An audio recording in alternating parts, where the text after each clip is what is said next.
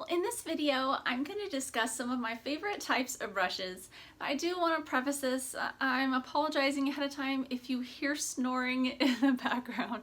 My cat is like over underneath my printer sleeping. I can't get her to leave, so she's probably going to be snoring the whole time. Anyway, it's just how it is when you live in a house full of cats. So my first type of brush that I really love are flat brushes, and all of my brushes I get at Michael's. So if you shop online, they also have large selections of brushes at places like Acrylic, but I've found better luck with getting my brushes from Michael's.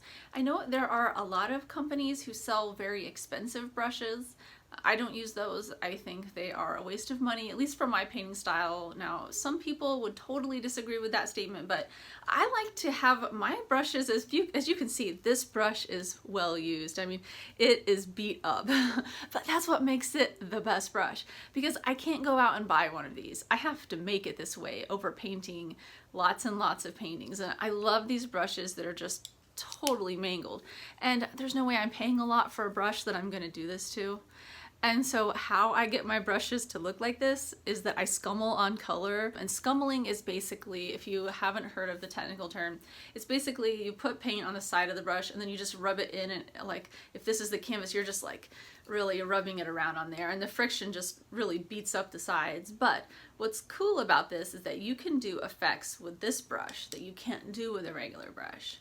I also love these particular brushes here because they have a shorter handle. Here's a brush that has a longer handle, and this thing, I will whack myself in the eye with it or something. I am a klutz, so I've never used this brush. You can see how just nice and new and perfect it looks. And I hate this brush. It's too heavy, it's too big, so I never buy the brushes with the long handles. Some people like these because if you're working with bigger pieces or you want to stand further away, you can grip it out here at the very end, but that hurts my forearm and wrist. It's not very ergonomic for me to use. I would prefer the littler, lighter weight, smaller brushes. The other thing is at Michael's, I like to choose the level 3 brushes. Level 3 brushes are what they consider the highest grade brush that Michael's sells.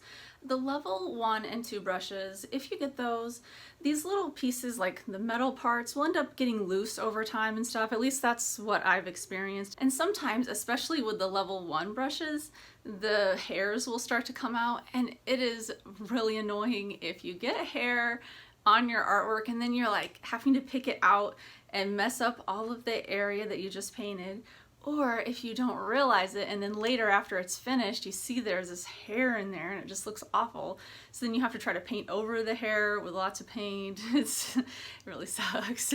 So anyway, I always spring for the level 3 brushes, but these in the level of like actual expense and what brushes cost, the level 3 brushes at Michael's are really affordable compared to some brushes on the market. The next brush that I like is an angled shader. Now, I don't get these all roughed up.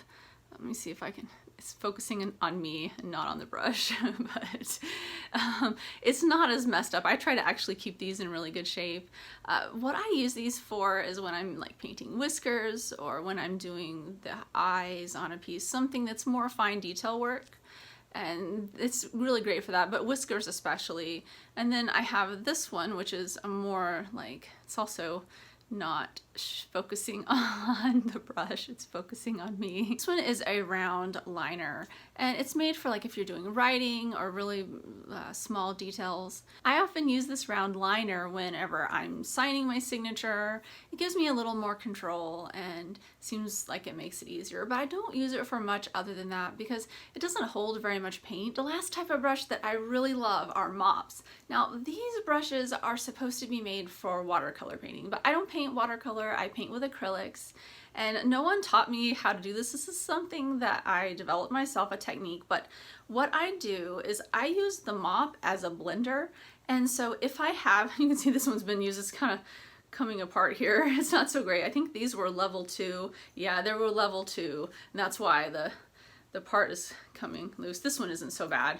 But what I do with these brushes is I rub them on the surface. So like if So imagine this is like the surface of the canvas. I like rub it over the top of it. Like if there are some colors on there that are about halfway dried and I want to kind of use this to scummel, but in a very light way over it, where it's over the wet paint, it will blend all the colors together really nicely. Maybe in the future I could do a tutorial on that so you guys could understand that concept in detail if you don't understand what I'm saying on here. It's kind of hard to just describe things with words and not actually show them.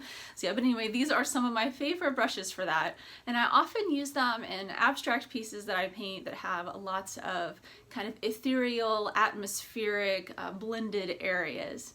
I don't use them in paintings that have more crisp, chunky areas, like the one back here. I didn't use this brush at all. So it just kind of depends on what I'm creating. But these brushes are really handy to have around, and they're really fun to work with, and you can get some cool effects with them when using them with acrylic paint and not for the watercolor like they're supposed to be for. Well, that about sums it up. Those are my favorite brushes. I would love to hear your thoughts. If you have any favorite brushes that I didn't mention, please post links or descriptions of the brushes below in the comments. All right, well, thank you so much for watching. I hope you're having an awesome day, and see you later.